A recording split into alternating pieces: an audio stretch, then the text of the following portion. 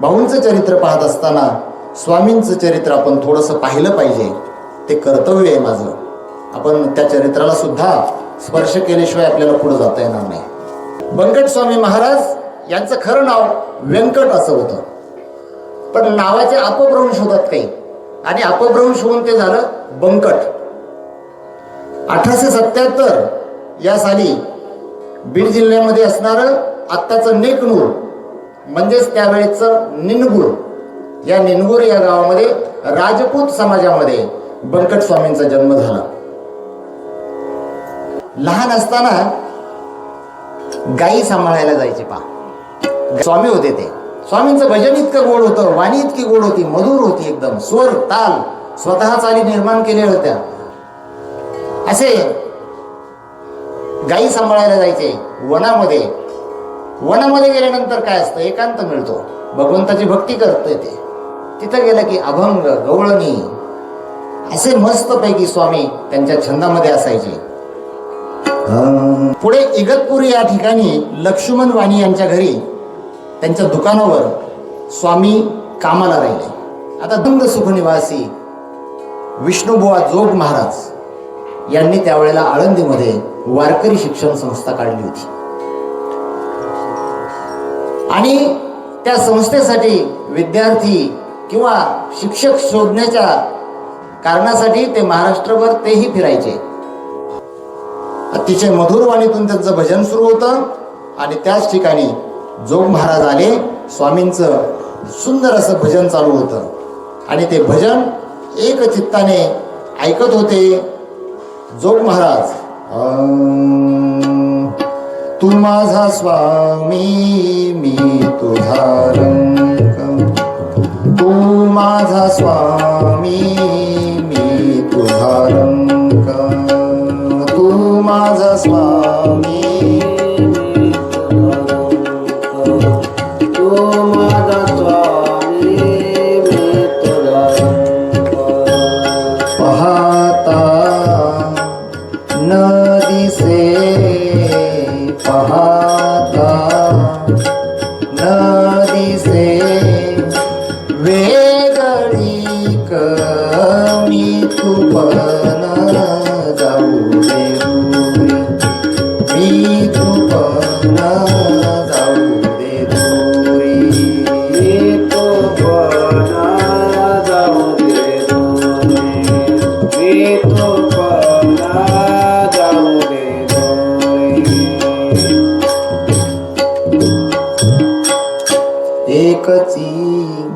घोंगडे पांघरू हरी मी तुपन. माऊलींचा अभंग आहे. बाप रखुमा देवी वरू विठ्ठलू राया, विठ्ठलू राया लागे ना मी पाया वेळोवेळा, लागे ना मी पाया वेळोवेळा, मी तुपन जाऊ दे दूरी. आमच्या गुरुजींची अतिशय फेवरेट चाली. स्वामींचं भजन चालू होतं. जोग महाराज तिथे आले. ते म्हणले, हा हिरा आता आपल्याला सापडला. ऐकताय ना सर्वजण काळजीपूर्वक. त्यांना शोधच पाहिजे होता ना, एक एक माणूस पाहिजे होता. सापडले. विष्णुबुवा जोग बंकट स्वामींना म्हणाले, काय नाव तुझं? माझं नाव व्यंकट राजपूत. स्वामींनी उत्तर दिलं, काय करतोस? एका दुकानावर कामाला आहे. काय काम करतोस? ते सांगतील ते काम करावं लागतं. मी विष्णुबुवा जोग, आळंदीमध्ये मी वारकरी शिक्षण संस्था काढली आहे. विद्यार्थ्यांची गरज आहे. तुझा आवाज खूप गोड आहे. संस्थेला तुझी गरज आहे. तू जर संस्थेत आलास तर तुझं कल्याण होईल. येतोस का आमच्या बरोबर संस्थेत? स्वामींनी अजिबात विलंब केला नाही. संधी आल्यानंतर संधीचं सोनं केलं पाहिजे. जोग महाराजांनी इतकी मोठी संधी दिली आहे समोर. वारकरी शिक्षण संस्थेत जायला संधी मिळते, लगेच होकार दिला. स्वामी जोग महाराजांना म्हणले आत्ता येतो तुमच्याबरोबर. जोग महाराजांच्या सोबत स्वामी निघाले आळंदीच्या दिशेने. त्यावेळेचं काय साधन असेल, बैलगाडी असेल, तांगा असेल, पायी असतील, घोड्यावर गेले असतील, कसे असतील माहीत नाही. एसट्या नव्हत्या, जीप नव्हत्या, मोटरसायकल नव्हत्या, काहीच नव्हतं. आता आळंदीहून कीर्तनकार 7 ते 9 येतात आणि परत संध्याकाळी तिकडे जातात सकाळचा काकडा करायला. आता आपण सुधारणा झाल्या. गेले. जोग महाराजांनी तिथपर्यंत जाऊस्तोवर काहीच सांगितलं नाही. तुकोबरायांचा गाथा हातात दिला. जा गाथा पाठ कर म्हणले. शिस्त होती फार. संस्थेत काय सहज ज्ञान नाही मिळत. आणि जोग महाराजांनी गुरूंनी आज्ञा दिली म्हटल्यावर काय गाथा पाठ करायला सुरू केला. गाथा पाठ करणं काय सोपं आहे का? पुढे अभंग पाठ केले. संस्थेत अनेक विद्यार्थी आहेत बरं का. आमचे चुलते आहेत काका मुरलीधर महाराज बारगजे, हे गाथा पाठ करणारे जे काही जुने विद्यार्थी आहेत त्यांच्यापैकी एक आहे. बारकावे इतके त्यांच्याकडे अजूनही त्यांचे पूर्ण गाथा पाठ आहे. मग तिथं जे संस्थेमध्ये याची जी परीक्षा होती ना पाठांतराच्या परीक्षेचे ते परीक्षक आपल्या महंत विठ्ठल महाराज यांचे ते अतिशय जवळचे मित्रच आहेत म्हटलं तरी चालेल. जोग महाराजांनी ती शिकवणच दिली होती. गाथा पाठ करा. मालिका काढली होती संस्थेची. पाठ करा, काकडा पाठ करा, हरिपाठ पाठ करा. आता स्वामींनी गाथा पाठ केला.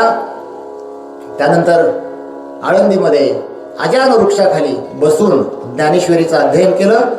सर्व साधू संतांचं चरित्र अभ्यासलं. आणि हळूहळू स्वामी मात्र एक पक्के विद्यार्थी झाले. सुरू झाला बंकट स्वामींचा. आणि स्वामींना वाटलं आता बंकट स्वामींवर काहीतरी जबाबदारी दिली पाहिजे. आणि स्वामींवर जबाबदारी दिली. बंकट स्वामींना त्या संस्थेचं अध्यापक तर केलंच, त्यानंतर बरेच वर्ष स्वामी त्या संस्थेचे अध्यक्ष देखील राहिले. आणि जोग महाराजांनंतर पुढचे बरेच वर्ष स्वामींनी काम केलं. हे काम खडतर होतं अतिशय. स्वामी एका जागेवर बसून नाही राहिले. स्वामी सारखे महाराष्ट्रभर फिरत होते, पायपीट करत होते, खेडेपाड्यात जात होते, कीर्तन करत होते. आणि एक एक हिरा, एक एक रत्न शोधून संस्थेत आणत होते. त्या संस्थेचा वारकरी संप्रदायाचा प्रचार करत होते. आणि थांबलेली कीर्तनं पुन्हा ते ठिकाणी कीर्तन करण्यासाठी मज्जाव होता. कीर्तनकारांचे खून केले जात होते. कीर्तनातून समाजाला प्रबोधन केलं जाऊ शकत नव्हतं. हा धर्मावर अन्याय नव्हता का? परंतु काही चालत नव्हतं. सत्तेपुढे शहाणपण चालत नाही असं म्हणतो आपण, त्यानुसार. परंतु बंकट स्वामी मात्र काहीतरी ध्येय घेऊन आलेले होते. त्यांना संस्थेचा प्रचार करायचा होता, या वारकरी पंथाचा प्रचार करायचा होता. गावगाव फिरले आणि मराठवाड्यात सुद्धा सर्वात जास्त फिरले. आणि कीर्तन ही परंपरा त्यांनी पुन्हा जिवंत केली बंकट स्वामींनी. साधं धोतर असायचं, गावठी धोतर असायचं, अंगावर शर्ट नसायचा. बंकट स्वामींचे उघडेच फोटो आहेत पहा. कपाळावर गंध असायचा, अष्टगंध. गळ्यात तुळशीची माळ असायची आणि पायामध्ये लाकडी खडावा. प्रवास कधी बैलगाडी, कधी घोड्यावर आणि जितका शक्य तितका पायी. असं हिंडून फिरून स्वामींनी खूप मोठं कार्य उभं केलं. 5 तर वाजले आपले.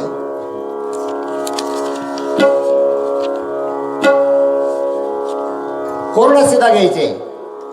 कोणाच्या हातचं शिजवलेलं अन्न खात नसायचे स्वामी. दगडाची चूल करायचे, त्यावर स्वतः स्वयंपाक करायचे. अशी ती स्वामींची जीवनातली स्वतःबद्दलची शिस्त होती.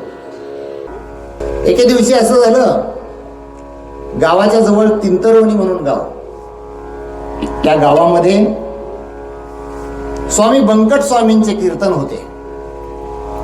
त्या कीर्तनाला त्या काळामध्ये आजूबाजूचे सर्व गावं यायचे. तिंतरवणीमध्ये स्वामींचं कीर्तन होणार होतं.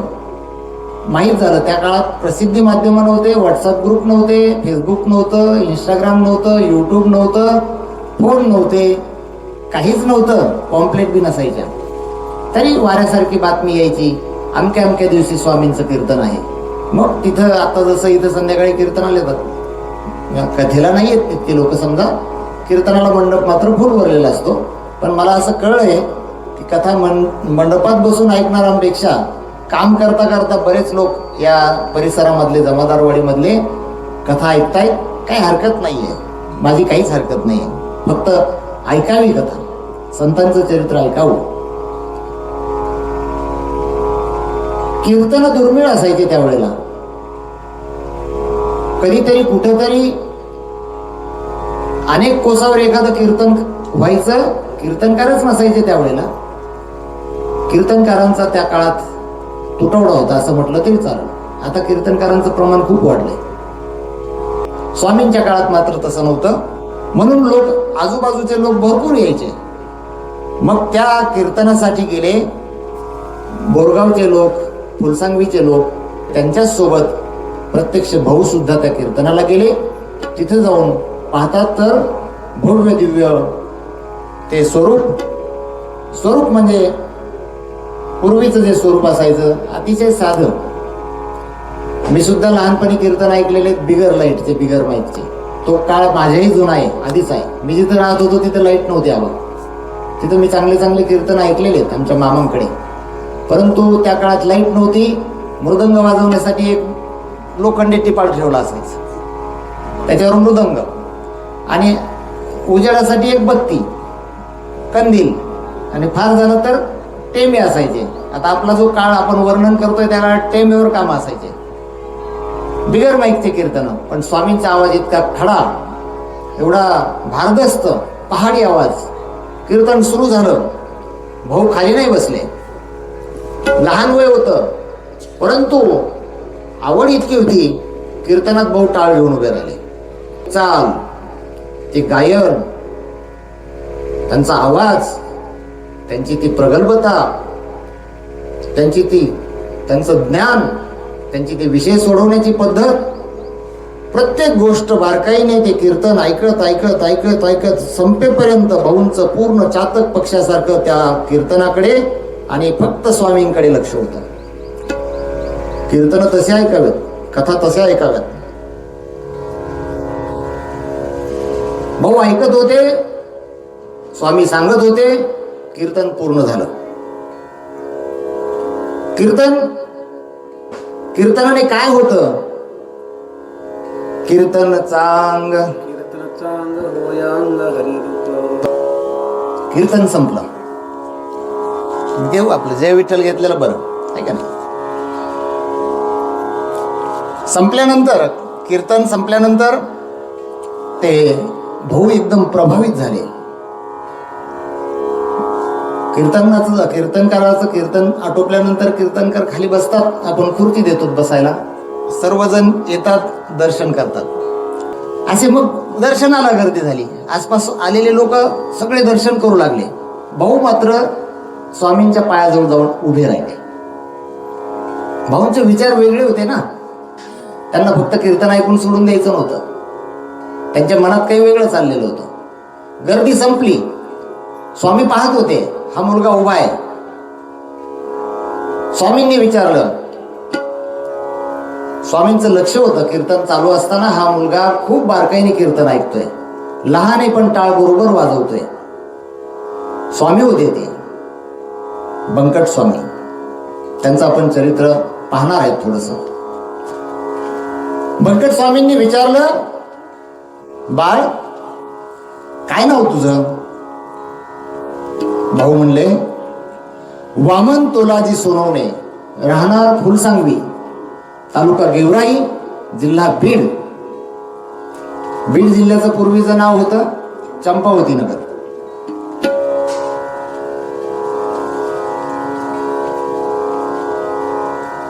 तू कीर्तन माझं फार बारकाईने ऐकत होतास बाळ. स्वामी महाराज, मला तुमचं कीर्तन खूप आवडलं. भाऊंचं आणि ते स्वामींचं संभाषण आहे. मी माझ्या बुद्धीप्रमाणे ते मांडतोय. कथा संपल्यानंतर मला म्हणतात तुमची कथा फार चांगली झाली. आता जे चांगलं असेल ना हे भाऊंचं, जे त्यातलं गोड वाटत असेल ते सगळं भाऊंचं, आणि जाता जाता वाटत असेल ना हे बारगजी सरनी उगाच सांगितलं, हे कशाला सांगितलं बाबा, ते माझं, ते मलाच परत देऊन टाकायचं. जेवढं शुद्ध आहे, जेवढं पवित्र आहे ते सर्व भाऊंचं समजून स्वीकारायचं. भाऊ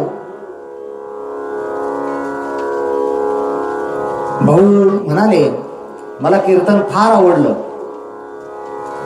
बर का बाळकृष्ण महाराज. चालू दे व्याप आहे तुमच्या पाठीवर.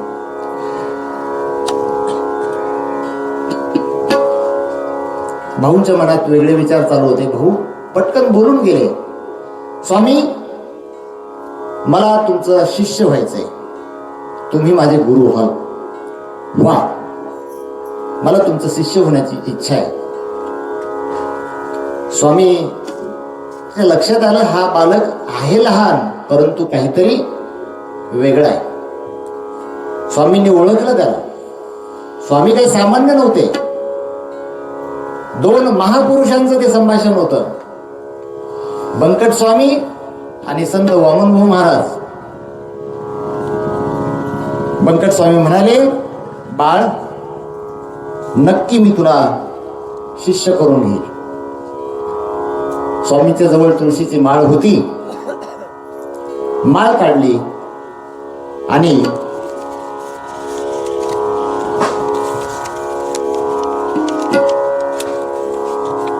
भाऊंच्या गळ्यामध्ये माळ घातली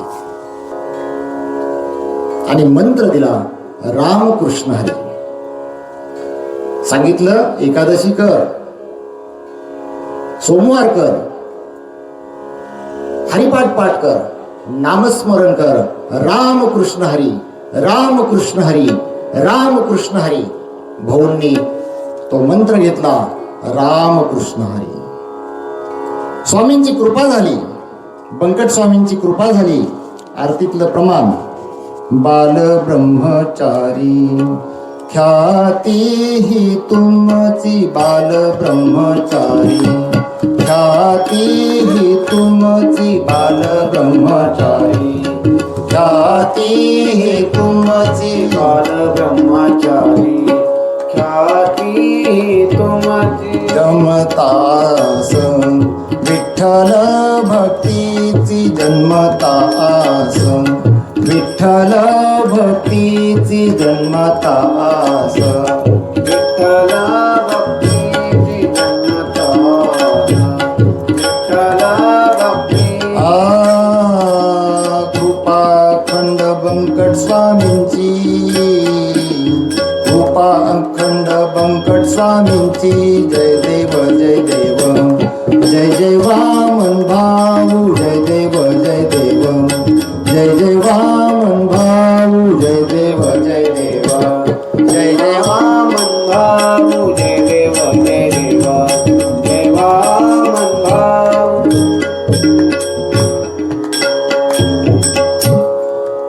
भाऊंची आरती ही बाल ब्रह्मचारी ख्याती ही तुमची. भाऊंनी ब्रह्मचारी व्रत घेतलं होतं बालपणामध्येच, त्यामुळे यामध्ये वर्णन आलेलं आहे बाल ब्रह्मचारी. ब्रह्मचारी होणं फार अवघड आहे आणि ते टिकवणं त्याही पेक्षा अवघड आहे. एखाद्याचं लग्न झालं नाही म्हणून तो ब्रह्मचारी नाही होत हवा.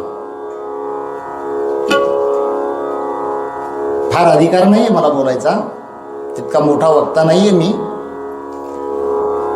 परंतु केवळ लग्न झालं नाही म्हणून एखादा ब्रह्मचारी होत नाही. ब्रह्मचारी व्रत धारण करण्याची प्रतिज्ञा करून संकल्प करून जन्मभर ते व्रत पालन करावं लागतं तरच तो ब्रह्मचारी होतो.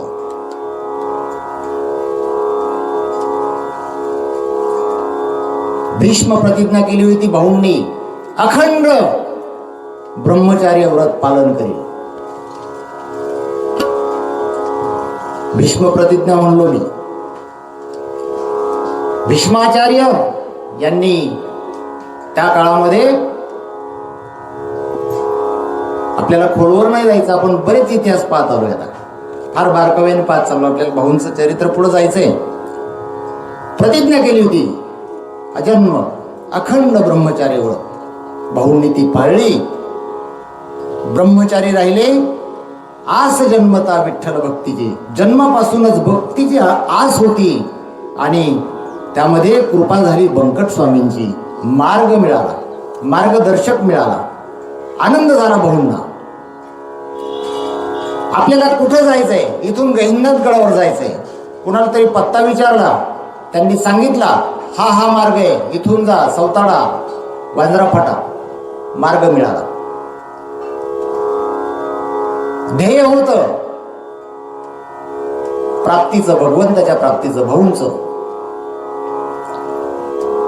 तिथपर्यंत पोहोचायला गुरु पाहिजे ना. मग गुरु मिळाला, मार्गदर्शक स्वामींसारखा इतका महान गुरु मिळाला. भाऊंना आनंद झाला. माळ घातली, मंत्र दिला, तू आता सेवा करायला सुरू कर, तू गावी जा, योग्य वेळ आल्यानंतर मी तुला येथून आळंदीला घेऊन जाईल. भाऊ त्यांच्या त्या छंदामध्ये आपल्या चुलत्यासोबत, गावकऱ्यांसोबत फुलसांगवी या गावी आली.